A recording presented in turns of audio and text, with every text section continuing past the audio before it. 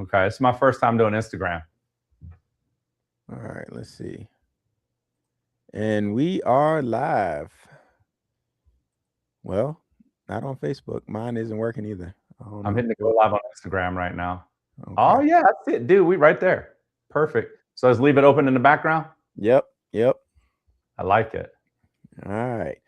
So we are back for another installment of the Authority Hour, where we are talking all things brand authority, digital authority, because absolutely, like we said, this is not an option these days. Like, we got to have that presence. So to that point, Ronnie, when you think about, well, actually, before we even get into our agenda for the show, how has this week been for you relative to continuing down that path of really even more so reinforcing your digital authority? What things have you activities have you um, engaged in this week? I'm gonna edify you real quick. This is Jesse Bullock. He's the owner of Bull's Eye Consulting. He is a business coach with tons of experience and an ex-Air Force military veteran. I am Ronnie Haskins. I'm the owner of RH Auto Brokers here in Colorado Springs. I have been doing this for over 25 years as an auto broker, and I'm also ex-Army veteran from a long time ago. So that's who we're speaking to. That's who's speaking to you today. Right. Yes. My apologies. I'm going to have to get that. We'll get all this stuff, it'll continue to get better and better, man. Yeah, but going back to it. What was that? I'm just picking up the football. I answer your question. So this week has been lots of learning, man. Like, I don't know about you, but I seek what new things I can learn this week. And a lot of the things I learn when I'm failing, because I'm constantly failing, is I got to keep improving. So I worked this week. This was one of my scripts that I did for my videos that I made this week. And I'm getting a little bit better with that. I'm trying to switch up my delivery. So I'm working on articulation and speech patterns and stuff like that. So it's all learning. It's all good. There's, I use the word fail but I like the word fail. I know. Go ahead. Tell us what you think about that word. Man, no, truly, for me, failure is not trying. So as long as we are continuing to plug away at it, like that's progress. Because what ends up happening inevitably through just doing the things is we're either going to achieve our intended outcome or we're going to fall short.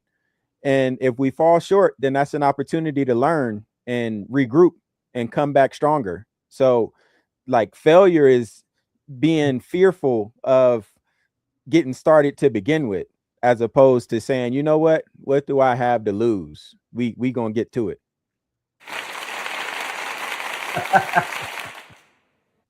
Yeah. So when you with the script piece, because I struggle with scripts, bro. Like, every time, I'll tell you what I learned. Go ahead. Let's talk about what you want to know. Yeah, like every time that I put together scripts, because I don't want to come across like I'm just like reading, you know what I mean? So it's difficult. Like, have you seen someone give a PowerPoint presentation where they stand there and like read the slides? And it's like, bruh, like, I can read, bro. You know what I'm saying? Like, really annoying. That's a great point. Like, if you put a PowerPoint up there and read it to me, have you ever had someone do that at your desk? Oh my, I just want to choke them. Like, I've already read the whole PowerPoint. I'm 3 pages ahead and you're still reading page 1? That's frustrating right there. Right. So it's like, in my mind, I'm thinking, whenever that I'm reading the script, like, I feel like I'm coming across the same way that the person that's reading the PowerPoint slide comes across. And it makes it difficult. I feel you. So the feedback I have for you is this: like, when I start making my videos in 19, I was basically, I like being off the cuff. So I would use bullet points, and then I would, what they call riff. I'm a riff. I'm gonna talk about what I know. Right. And I got a long way with that. Like, actually, until this week, most of my content's been that way, or last week. that's what I do. I just put down bullet points and I'll speak on the bullet points, record it, and then go back and edit it. But what I found is making me better. But at the end of that recording, I forget stuff. I go back and look at the video and go, damn it, I forgot to put this in there. I forgot to put it. And now I don't feel like remaking the video. So done is perfect and good. Better done is better than perfect. I would just go ahead and put it out there. Right. The script, man, it's just like 30 sentences to make. I'm talking about a 1 or 2 minute video right now. And I'm not reading it. I'm not sitting there reading to the camera. I look at this and then I speak it. I'll just start the recording, set myself up, start the recording, and then I take my piece of paper, read a sentence, make sure I'm smiling, deliver it, and then look down and read the next one, And it takes like 15 minutes. And then that's like 9 minutes of recording or whatever, right? Right. And then by the time I edit it down, it's only 1 minute and 30 seconds of me just delivering those sentences. I don't know if I'm helping or hurting the situation here, but like, absolutely helping. Go ahead. I think that helped me get everything that I wanted to say, and also pause points and things of that nature. I was missing that when I was just doing it all from the cuff. So I feel like being prepared for making even a 1 minute video is helping me. Like, it's helping me deliver the message I really want to deliver. Right. No, that's real. And I mean, if we just go back to what we just briefly did, our quick pre-production, we spoke about the bullet points, and that's going to drive this conversation. So I'm 100% there for that. I've done that as well. That's how I handle it as well. Like, it's just the quick bullet. So when I glance and I see the bullet, it jogs my memory of what it is that I want to discuss, so that we don't get to that point that you described where you finished and you look back and you're like, oh crap, I forgot that, or I forgot that. You know what I mean? So I use the bullet points to kind of keep me on track. But when it comes to this content stuff, from your perspective, how important are like where our eyes are? Because I've been thinking about that too. It's like when I watch back, my eyes be all over the place because I be, on this screen and this screen and this, like I got 4 screens over here. So like I'm constantly like, how important do you think that is when it comes to the final output, like what our eyes are doing during the content? I guess it depends on if you're listening. If you're listening and taking notes and you're looking away, I think that's totally fine. But like when I'm talking right now, I want to talk right to the camera, to whoever's listening to me, because I feel like eye contact is important. Whenever I make a video, I like to look right at the camera so that I can engage with the listener and hopefully have some type of a connection with them. Right. I think I need to reposition my camera because my camera's up there. So in order for me to right here. It's like if I'm looking at you, I'm right here. If I'm looking at the camera and I'm talking, I'm right here. Yeah. And that's the thing, like, because I'm looking at you. So when I'm talking, I'm continuing to look at you, which now I'm not looking at the camera. Try it. So the next time when you talk, look at the camera. Yeah. I do need there I gotta go. Yeah, I got to be better at it for sure. Yeah. All right, man. So when it comes to all of this digital presence, from your perspective and our Lord this year 2026, what is the cost of not showing up and not being there, like from your perspective? Okay, so right now our topic is, what is the cost of not showing up digitally? So we're talking about this, right? We're talking about you don't think it's going to work for you, or you don't like it, or you don't want to do it, or you don't like TikTok, or you don't like Instagram or whatever. I can only go off my personal experience. When I'm buying something and I meet somebody, it's just like a reaction. I just go Google them or look up what I can find out about that person to figure out who I'm actually going to be doing business with. And if you don't have a digital footprint, like you've ever gone and tried to find somebody and then they have no picture, or someone sends you a friend request with no profile picture at all. Right. But for some reason you got 15 friends in common and it's like, I've never seen this person before. It makes me hesitate. it causes me to pause. I'm like, I don't know who this is. This even the person that actually sent me the friend request? I don't know if this is the same person or I'm being hacked. So that's one thing, right? Wouldn't you agree? Like it diminishes your authority. Like this is the authority hour. So if you are not showing up digitally, to sum this up, it diminishes your authority. 100%. And I love that example that you gave there, because I literally got one of those. So it wasn't a blank profile picture, but it was just like a random picture that wasn't the person. And it's like, I don't know who you are. I mean, yeah. You know what though? You just said something else magical. Stock photos or avatars or AI pictures of you. Even though those things are really good, I'm looking to do business with Jesse. Right. So now if you've got an avatar after we get to know each other and you've already got authority with me, it's those avatars can take you a long way. But if you're just getting to meet me or send me a LinkedIn invite and you got a cartoon avatar, I'm like, I don't know who this person is. Right. Yeah. Right. No, that's real. I literally just went through that this week because we're finally updating the board of directors on the Black Chamber of Commerce page. Yeah. And like I've been on the board for a year and a half, 2 years, and and my picture or none of that is still on there. So we getting all of the bio stuff. And I felt the pressure because when I looked at the other board members, their headshot, and then I looked at mine and I was like, I don't like mine. Like it don't really. Yeah.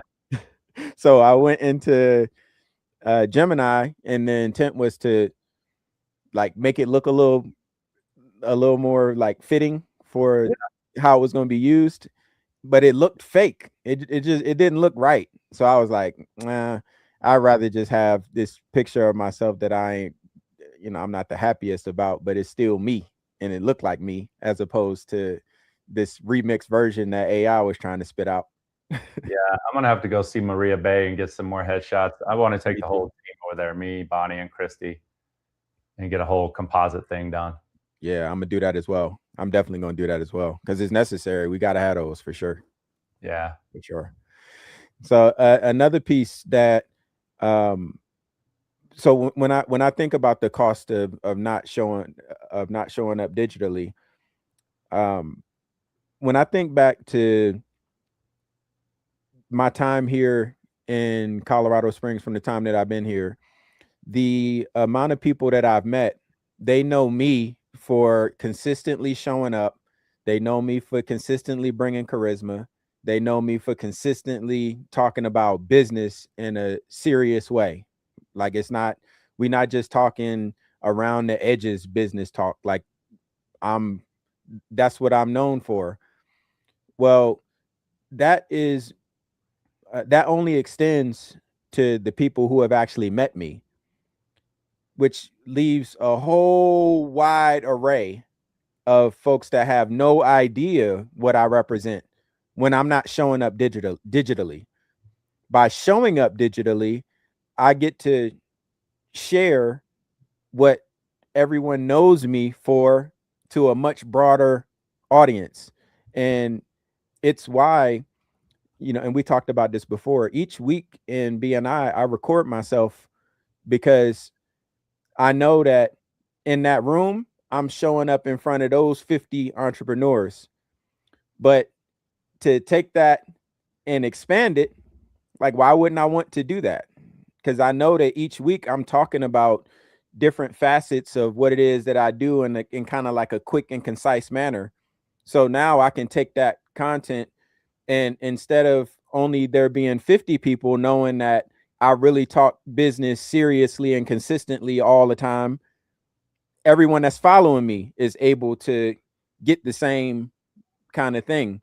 And also, like we spoke about before, the amount of time that we spend talking about some of the same things repetitively with different clients or different people that we speak to, by showing up digitally, you can have all of those conversations proceed when you meet with someone. So they already have like a baseline of who you are, what you do, and all of those things. So some of that small introductory talk can kind of already be taken care of by proactively showing up digitally.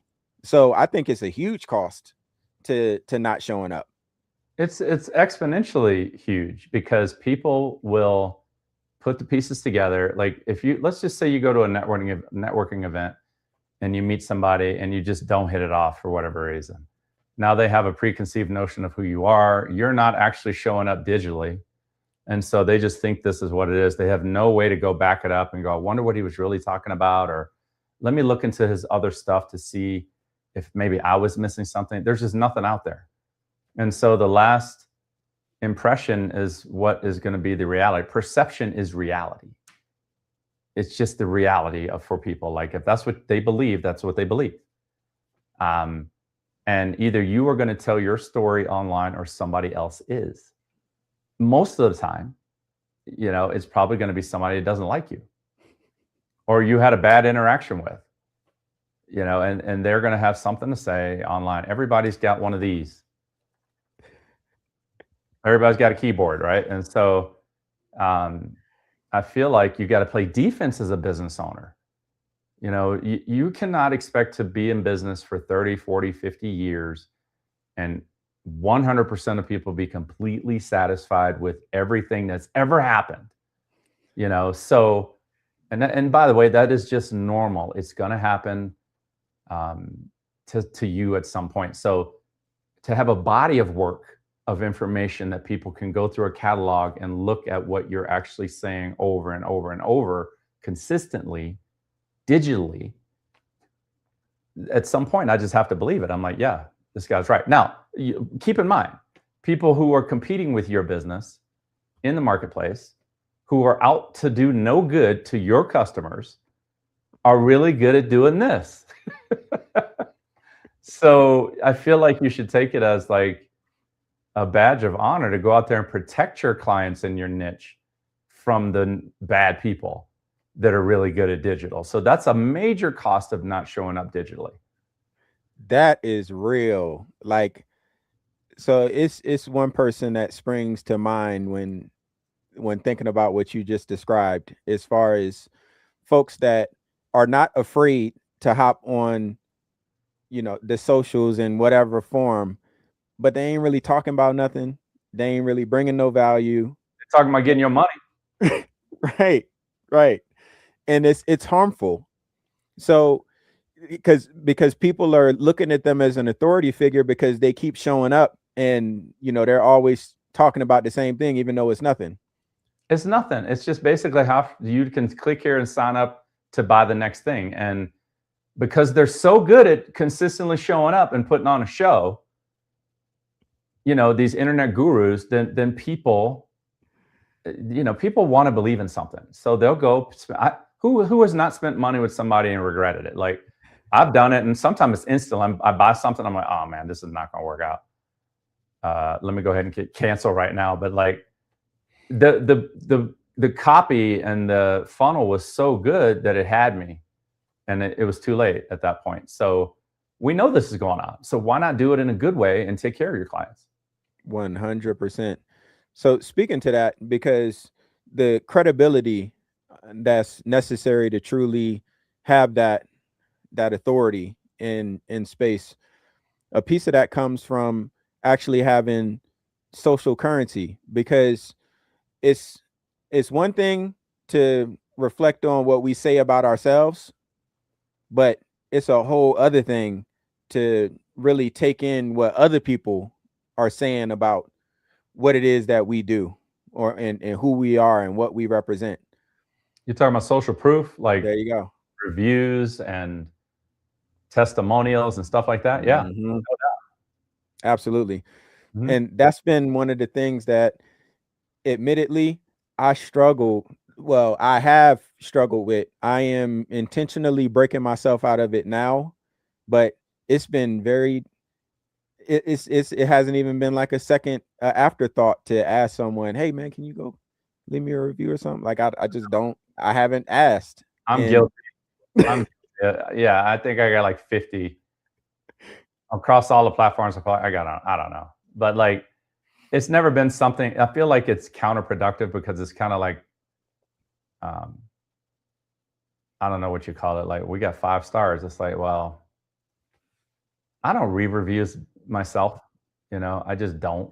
I don't really find you have to really have a body of work that's really bad before I get interested in reading the reviews. I have a shipping company that I've used for years, and all of a sudden I went online to look it up, and it was like 3,000 1-star reviews. I was like, oh, holy cow. Well, that pretty much adds up. That makes sense, and I was like, yeah, but they do give you proof. Like, it's definitely the words of others that are singing your praises that you've done a good job for, without a doubt, go a long way. And I think you and I, Jesse, probably going to have to adopt that and get it done. For me, I just wanted to be real. Like, I like it to be organic, but I think asking for it is something that's necessary if you're building out your business. No, 100%. No, and speaking to your point of the reviews, I read the bad reviews. I do too. Like, yeah.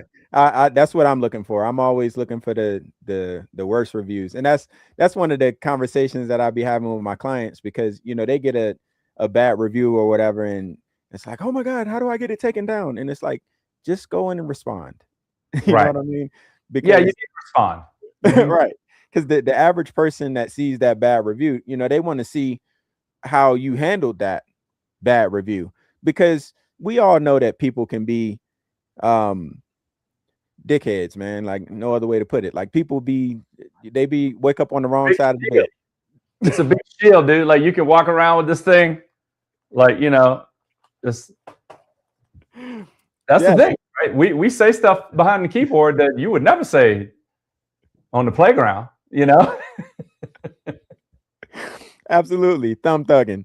So it's like that. I'm looking for those, and it's almost, when I see a perfect 5-star review with hundreds of reviews, like, I immediately think, you know what I mean? You cooking the books. You know what I'm saying? Like, you at some point you realize this purchase may not go the way I think it's going to go, even though all that's setting up there. Like, yeah, I'm fine with the 4.8 or 4.7. I'm good. Me too. And I know people are crazy. I know we as a species are crazy. Like, some people, I'm sure you teach this to your coaching clients, is, look, man, some people, we never should have been working together.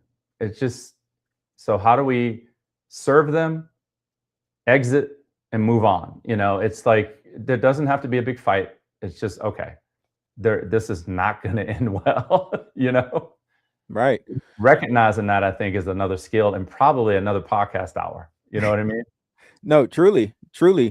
And we've alluded to it in previous conversations, but it's absolutely, it's like, yeah, no, for sure. So what I've been doing this week, man, because like I said, I know I've been bad at asking for reviews. So what we've been doing is having more long form conversations about, so what because I look at all of my clients as like, they are partners of mine in this, because not only are their businesses growing, but mine is as well. And when we, in 5 years from now, when we reflect back on these times, like, we in the mud together getting it. So the relationships that we have, like, it's a different kind of thing.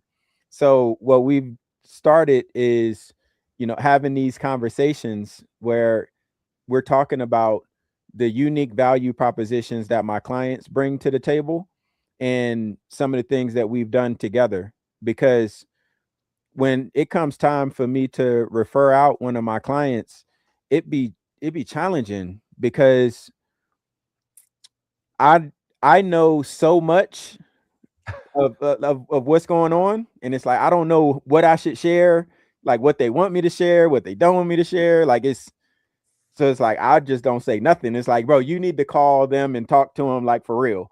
Like, I can tell you definitively, like, you got to go talk to them. But it's hard to like know where my line is of what's acceptable to speak about versus what's confidential and, you know, our working relationship. So Yeah, that's by interesting.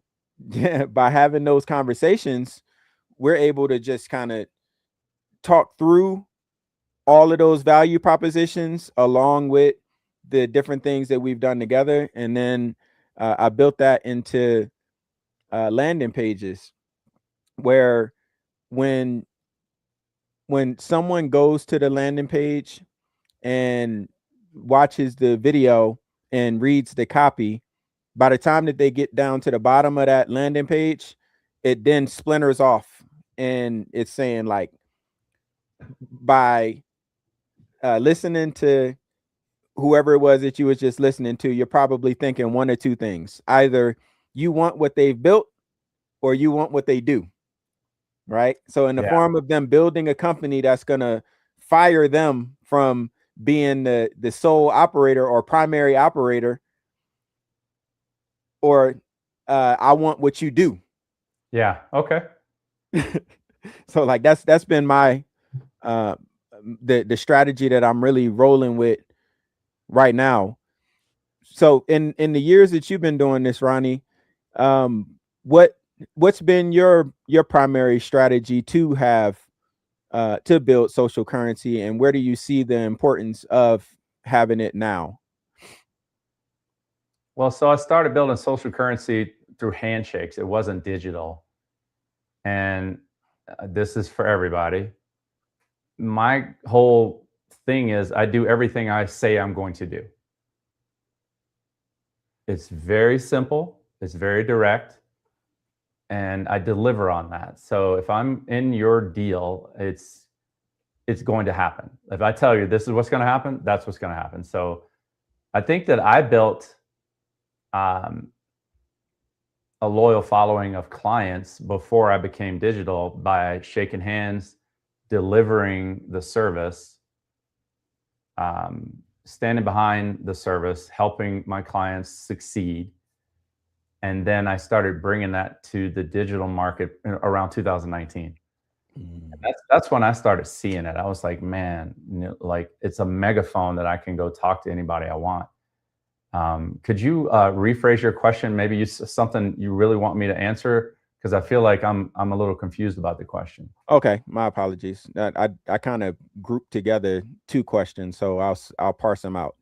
The first one is, when you think back to like throughout your journey, the intentional steps or things that you've done in order to build up that social currency so that the word of mouth is spreading around. You kind of answered it already as far as like shaking the hands, but shaking the hands and building the relationships are you know, that just naturally comes with networking. But have there been any intentional things that you've done with the express intent of getting a referral, like not a referral, a testimonial or some form of social currency that you can in turn use to show people that it's not what you say about you, it's about what other people say about you? Does that Okay. make sense? I think you're asking me like, have I done anything intentionally to try and get more reviews? Yeah.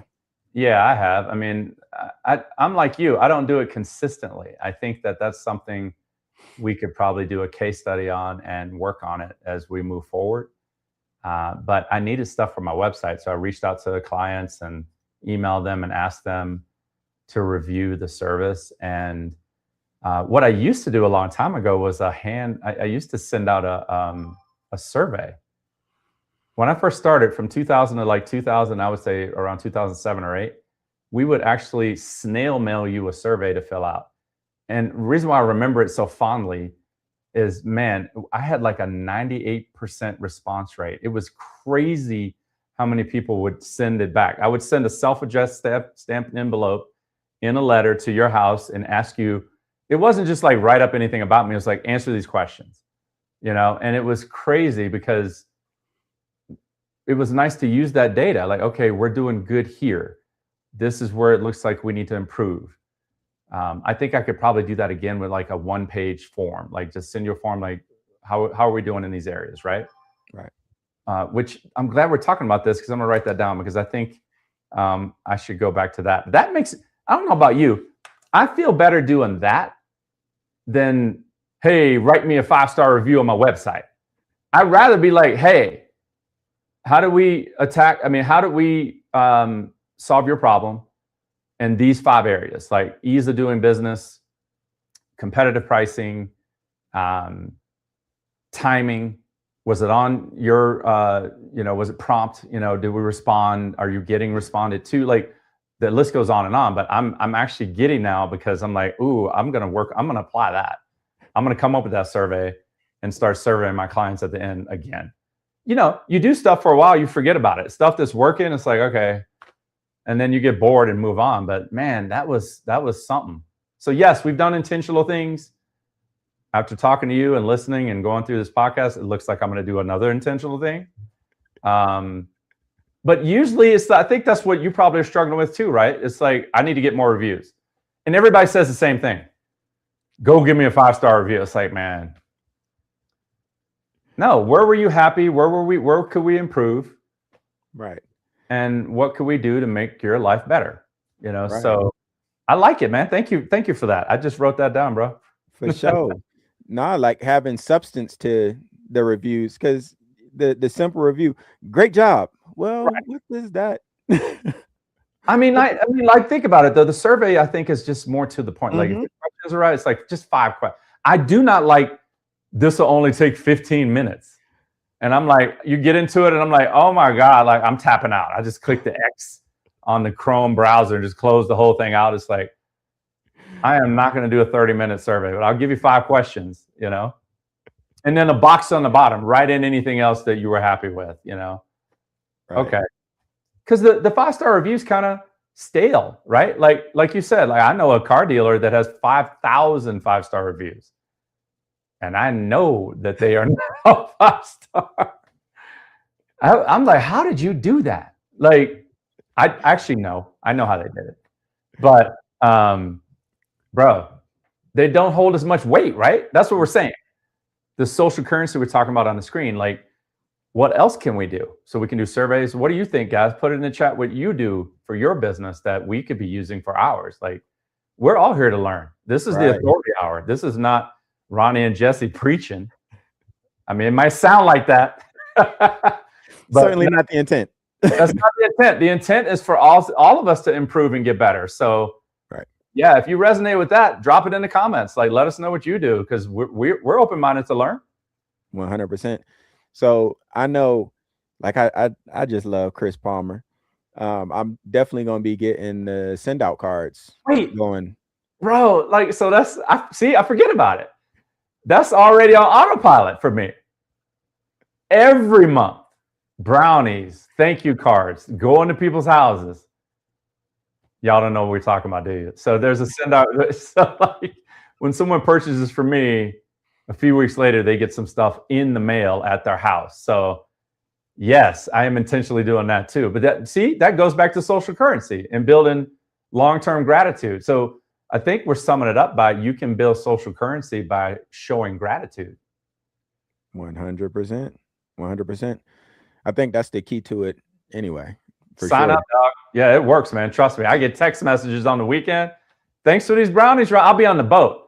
Ronnie, thanks for the brownies. I'm like, oh my goodness, that stuff works. And it makes me feel good. It's like I did something to brighten up their day. Right. Right. Have you tried the text messages, the text message option that's available through it now as well? I am today years old, learning to send out cards to us text messages. Yeah. I'm gonna have to get with Chris Palmer and get that because I would like that. Like, I have never adopted text messaging as one of my marketing plays. I'm a square. Like, I want people to really be opted in. I don't want to spam people. Right. I want them to be happy to get my text message. Right. But if it's giving gratitude, hey Jesse, thank you. Text message, cards in your mailbox. Oh, okay? Call Chris Palmer. Chris, we're gonna be calling you. I didn't know. So how do you know that does that? Like, so she's mentioned it. She's mentioned it. Yep. Dude, that's crazy. Yeah, yeah. So the send out cards, I haven't started with my subscription yet, but that's definitely going to be one as well, because I it's important to have a well-rounded, like, intentional engagement infrastructure with your customers. So that point of when they come and get a vehicle from you and it's just on autopilot, that the card is going out along with the brownies, which enables you to be out on your boat or wherever that you are, just kicking back and relaxing. And then you get the gratitude back from the person that just did business with you, which got them closer to sending a referral your way because of the way that you made them feel afterwards. I do it because I want to, and I'm grateful. However, yes, that is the end result. Like, we have to show gratitude. Right. And you have to, like Myron Golden's words, not mine. We have, as business owners, we have to resist small thinking. And here's what I mean. Back before, I remember I sent my mom one of the send out cards, right? And she's like, it would be nice if you would just handwrite it yourself, because it's actually got my handwriting in it. Like, I've uploaded my fonts. I filled out this thing. And so if I can have the whole thing in my handwriting, right, you'll get it in the mail. But you can tell, you can rub on it, like, this ink's not moving. It's like, okay. So, but my mom's like, hey, you should be doing these by hand. I'm like, that's what we used to do, Mom. But it came down to, we have a lot of hats we're wearing. We want to show gratitude. And honestly, you have to be honest with yourself. I'm not going to do it. I'm not going to sit down and write out 55 handwritten cards a month, or whatever the number is, with any type of consistency. I tried it. And so wanting to deliver that gratitude led me back to Chris Palmer. Sign me up, because I know it's going to happen. And every now and then you're going to get somebody that goes, I wish you wouldn't send me a card at all if you're not going to handwrite it yourself. And it's like, okay, well, I'm going to send you another one for your birthday. Happy birthday, grumpy guy. You can't hate them to love. You just got to love them. I love you too, man. Show your card. You see what I'm saying? The small thinking will keep you small for many, many, many years. And then you'll come back to the idea anyhow. So get your subscription, Jesse. Yeah, I definitely got to get it for sure. Nah, because again, us remaining actively engaged, and because that's a form of showing up too. Going back to the other point that we spoke about a little bit earlier, when that card shows up at their door, like, that is you, or the chocolate, the brownies, or the brownies, we do cookies right now because we want to switch it up. Right. Like, that is a form of showing up for sure. I like things like that, man, because I feel like nobody does it. When was the last time you got a letter in the mail, somebody saying thank you? Like, I like those little areas where there's not a lot of saturation or competition. Right. So, right. It's a no-brainer. That's a every month spend. No, it just feels good, because I've referred a few folks to Chris, and every time that she gets a referral, she sends out, a send me card, and each time, like, you just feel warm inside. You know what I mean? And then when you warm them brownies up too, yeah, and they warm inside, yeah, boom, it resonates for a while. For sure. Now, as we are recording this, because there's so many opportunities when it comes to, like, how to show up. So this hour that we're talking today is going to turn into multiple pieces of content that creates more consistent presence. So from your perspective, what's the importance of repurposing content?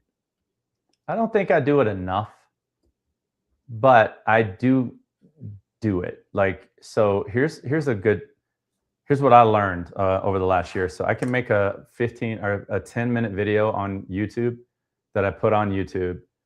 Once you load it up onto YouTube, it will generate a transcription of that video. This is game right now. So you want to learn how to do it. This is how you do it. Then you go and copy the transcription and plug it into my AI. It is all my words. And I tell the AI, turn that into a blog that's a 3-minute read, over 500 words with long SEO tail words. Done. 30 seconds later, I've got a blog, and then I need to add pictures or whatever. And those are the blogs that end up on my website. It is all from me. So I can repurpose that one video into the written word. I can also shorten the video up into clips. And I'm not hitting on this by any means. Like it's right now, my goal is just to put the content out, but like you can repurpose the stuff you're doing multiple different ways and land in different places. For the people out there that think that video is the end all, I think video is wonderful and you should do it.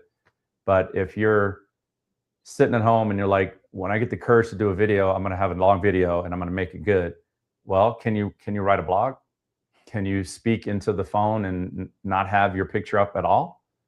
If that makes you feel better, and just do a voiceover. I mean, you can do multiple different ways of producing content to put it out for people to consume. 100%.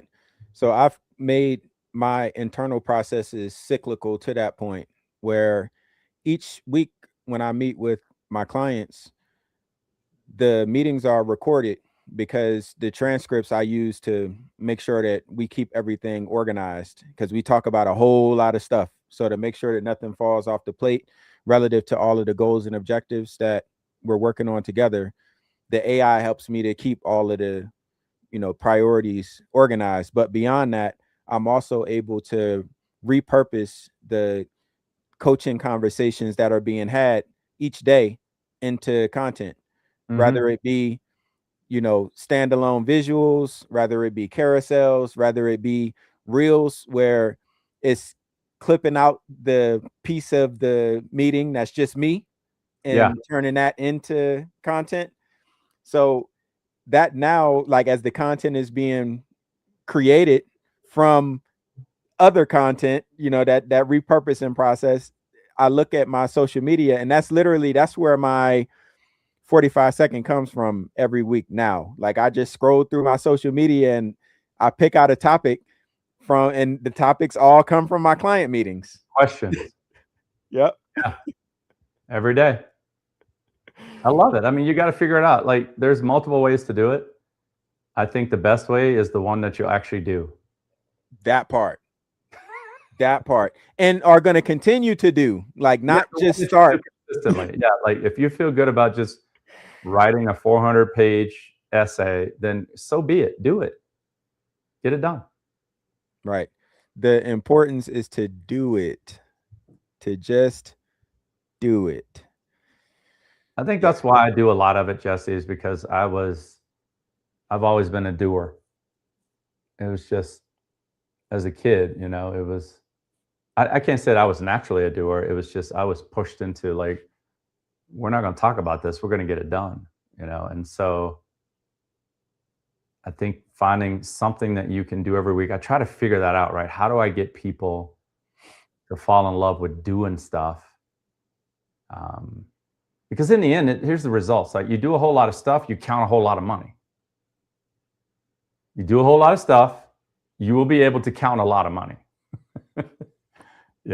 So I don't know. What are your thoughts on that? How do you get people, I mean, anybody out there in the universe, like how do you get people to understand the importance of, doesn't have to be perfect, we need to get this done. And you can always be improving. Like that's the other thing, like the improvement never ends. Like we will die trying to make this podcast perfect. Right. No, so probably the unpopular opinion. Hold up. All right. Hey, man. Hello. I forgot. Is it Nara? Nara? Ronnie. Okay. Maybe I'm reading the wrong name. Ronnie. So you don't have a salad. Sorry. No, I don't have a salad. No, I just have one pizza. All right. And I do apologize about the delay. Sorry. Sorry. Thank you. Busy morning and the roads are not helping right now. It looks right. So. Thank you very much. Of course. Have a good day. You too. Thank you.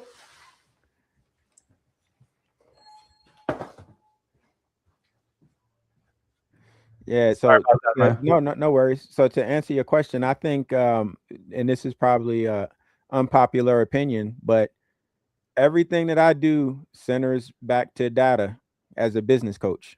So by actually being able to quantify the results that are coming back, I think that that is the easiest way to get someone to truly have buy-in to investing in the activities, because you know what's actually coming back as a result of it. So when you mention by doing the things you're going to count a lot of money, well, there's a journey, there's a gap between doing the things and the money showing up. Yeah. And what connects the two is the data, from my perspective, because as you're putting out the content and you're assessing how well that content is performing relative to the intended outcome. So if we are putting out content and the call to action is to go to our web page, then we're going to look and see what our web traffic looks like following posts. And when we put out a certain kind of content, and then when you go look at the website traffic and you like, oh my goodness, like the traffic spiked significantly on this day because of this content. So now we can assess what about this content is different than the other content that we've put out, to figure out, oh, okay, so this standalone graphic that posed the question this way resonated with our audience and drove the traffic accordingly.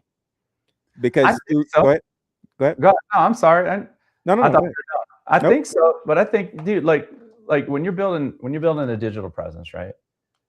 I think in the beginning, for the first couple of years, your videos are going to suck. Like they're not going to be quantifiable in data, right? I think I don't think anything you're saying is wrong. What I'm saying is, facing the data that's not good. Like hey man, like if you were to go talk to a coaching client and say, I need you to get on social media, I need you to build an authority. In the first month, they do video after video after video after video to no result. Like it's like 3 viewers. It's flatline. It's not doing this. It's not doing that. I think at the end of that 30 days is when we have to self-assess, because the data is just not going to be there yet. That's true. Okay, the sound is bad. The microphone is bad. I switched microphones this week. I hope it sounds better. Last week, I didn't like the microphone. I'm like, this week, I'm making a change. But over time, you start seeing the numbers start to rise and your audience start to grow. And then definitely, you start running those targeted ads for your clients about this particular piece of content about X drove that much. So I think that they can both exist, is all I'm saying. That you have to do certain things. You got to have courage, man. You got to have courage to do stuff in the face of insurmountable odds of nothing's going to happen. But if you trust the process, you'll count a lot of money. Right. No, I couldn't agree more. And I think that goes back to the discipline component of it. Lord, my favorite word. Yeah. That dog mentality, like the discipline to, when you post that content, that in your mind and in your spirit, you like, oh, this about to go crazy. Like, it's no way that everybody ain't going to connect to this. And you post it, and then you refresh 5 minutes later because somebody done already liked it, and nobody liked it. And then you come back an hour later and nobody liked it. And you come back a day later and nobody liked it. And you just like, no, that was it. Like, that was getting ready. That was supposed to, like, the discipline to say, all right, well, we still gonna keep on going regardless. Or the discipline to realize that just because we liked it didn't matter. Like, it's like, maybe there needs to be more research to find out what my clients are actually interested in. I did a video yesterday, I got 14 views. I was like, oh, I was that person. I was like, oh man, this is gonna hit. And I could go look it up now to see how it's performing today. But after I realized that, I was like, okay, whatever. I said the truth. People didn't like it, moving on. Or it could have been the title. Title was really long in that video and it was kind of convoluted. So it really didn't go after my target market either. It wasn't really designed for that. But yeah, that's the truth. I had to just put it down and move on. Off to the next video. It's tough, man. I'm not going to be like, oh, you got to love it. I don't know if I'll ever love it. I think that I like leaving a message for the next generation, my kids, like, even if they're boring. You know, and I don't think a price tag can be put on that for, you know, our children and grandchildren and future generations to be able to go back and like see, oh man, like it was really about progress. Yeah. You know what I mean? And you can control your own narrative post, you know, our existence here on this earth. It's fascinating. And everybody can do that. Everybody can do it. Everybody says that at the family reunion. I wish we had video of grandpa. Well, it's right here. Put it out there. Right. No, and you know what? In the times that we are in right now, there's a whole new value proposition for having your own original content out there in a world full of AI. And you know, when you see information, you immediately got to question yourself, is this real? Like a video, you looking at a video and you got to look twice. Is that real? You know what I mean? Like dude, that's a whole nother podcast. That's what we've been talking about. That it's like it goes back to the cost of not showing up. So Jesse, if I've been putting out content since 19, somebody somewhere is taking that content. You can go get my YouTube videos right now and drop the link into AI and have it write yourself a blog and put it out there like it's yours. YouTube is fighting stuff on that, and you know, for people copying or whatever, but I said it, I put it out in the universe. You can take that idea and you can go transform it into something else for yourself. So, but yeah, man, if you're not showing up, at some point we're going to realize it's not you. Like, how do you tell, like 5 years from now, is that really you, Jesse? Like, dude, it's hard right now. So if you're not building a catalog, I put it back on the screen for a reason. Mm-hmm. That's a major cost of not showing up. Mm-hmm. Because pretty soon, somebody's going to look just like us and put it out there and get people to sign up, and it's not going to be me. 100%. Whereas this creates a catalog. Yeah. Right? A solid foundation of this is who I am. This is what I represent. This is the true value, right? Like this isn't AI powered. Right. This is straight off the dome. I mean, that one actually, you know, I've done some things to prepare myself for it. I did it like 3 or 4 years ago. I have what's called a super link. It's like Ronnie.Haskins. I'm the only one that can own it. I bought it right away. So at some point, that's the only web address. I think they're calling that Web 3.0. Ronnie.Haskins, and everything on me comes up. And it's, you know what? It's blockchain. So dude, it's coming. And that's going to be great for me because everything I have for sale will be all in that catalog. And if you're not there, you're in the wrong place. 100%. And by getting started now, you start building your audience. You're right. And you just drive them to that link. It's like, go to this link. You know, it's me. You know, we're not talking about that yet. Hey, go to my link. You know, pretty soon we'll be saying, go to my link, and here's how you know it's me. That's going to be a tough time for marketers, man. Like, oh man, I can feel it. I'm sure you can feel it. I feel we have a hard time articulating it, but I can feel it coming. No, it's about to be a lot of people that are fully left behind between all of the AI, and there's also an overabundance of folks that are in the content, you know, creating space. So when you don't have any presence at all, like how do you, I don't know how they survive and what the future is going to look like. I honestly don't. I can't live in that future. I just don't feel like I can. You know, I have no interest in it. I actually like being involved in it. And I like seeing the new technology advance. And I fear the day that I'm like, like we all are going to get older, and it's like I don't want to do it that way. I can't use my phone. I find some of those things happening now. I'm like, dang it, I can't figure this out. Like, it's frustrating when I can't figure it out. Ditto. Yeah. And man, I'm wondering what the impact is going to be the more that we move into the virtual space, because that's going to be huge. I have fought that one. Like I had like the first 2 or 3 VR headsets from Samsung. And I'm like, oh my goodness, this is going to be so sweet. I'm going to sit in my chair with my feet up and I'm going to watch Netflix. And it happened. And I put it on and I brought up the Netflix app and it was all that. It was like, I got Avatar, right? And then in about 3 minutes, I was like, somebody could hit me in the head with a bat. I can't see anything but this movie theater. And so I put it down, never to return to it. But Mark Zuckerberg did not put it down. They are hell bent on making VR a thing. They think people are going to get married. They're never going to leave their houses.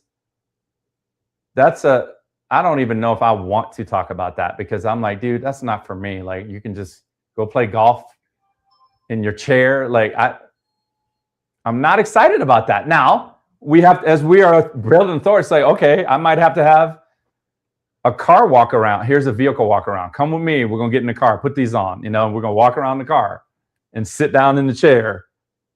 I mean, I think a part of it is it's going to have to evolve to that space for us as a society, especially as AI is displacing folks from employment and the world is shifting. Like there are so many people that their entire, like how they value themselves is tied to what they do for a living. So I think all of us have it to a degree, right? Yeah, a lot of people for sure. Yeah, for sure. So it's like they don't even have a sense of value absent the role that they're in. So as AI is coming and eating up a lot of jobs, people are not going to have that sense of purpose. So it's like, do you want them in the real world with no sense of drive whatsoever? Like, that's not going to be good for society either. Like, you mean they're just going to be sitting at home, like lunch in a cup, walking around the moon with a headset on? Have you seen Idiocracy? No, I have not seen. I've heard of it, but I haven't seen it. Bruh, you got to see that movie. But one of the things in that movie, so they had a recliner, and the recliner had been converted into a hybrid between a recliner and a toilet. So, so you have to move. Like, these people just sitting there in a comfortable, cushy recliner and using the restroom in the same place, like just there. Like, there are already a lot of people that, you just kind of sit back and you're like, what do you bring to society? And it's hard. Like, what do you, as AI is coming online, it's going to be more people that's just like, what do you, so there's going to have to be something for them to do. So I can see the virtual world really having it's going to be a thing. Yeah, I mean, I think Zuckerberg is hell bent on it, man. Like they just haven't. I did not like not being able to see anything but was on the screen. Like, if you make it so I can see behind me and turn my head and look, right, I'd be more interested in it. Like, wearing the glasses and getting information, I would like that. But like, just checking out and like, they made movies about this stuff, dude. Like The Matrix. You talking about The Matrix? Yep. You're talking about The Matrix. Like, yeah. Is that really noodles? Does that taste like? It tastes like noodles. Is that noodles? I don't know what noodles taste like. It's scary. Yeah, but again though, some people do need to check out though. So like, yeah, go ahead and take your VR headset, because if the VR headset is going to stop you from being like counterproductive in real life, Yeah. then go be counterproductive in a world that don't affect me. Yeah, go play Grand Theft Auto 7 with the VR headset on. Yeah. Oh man, Ronnie, another incredible conversation, brother. Yeah, we'll be back next week. And then the week after that, I'm gone. Well, I don't know. I can do it from Beaver Creek, maybe. I'll be in the mountains, but I'll have my computer with me. That'd be dope. If you here for it, I'm here for it. All right, yeah. I think we can definitely chat about it. It's at noon, right, on Friday. Unless I'm traveling on that day. We'll see. I might be driving. For sure. I'm back. Yep. I'm enjoying it, Jesse. I'm having fun. I hope people get something out of this. And I'm waiting to our audience to build so they can start bringing us stuff we can learn. Right.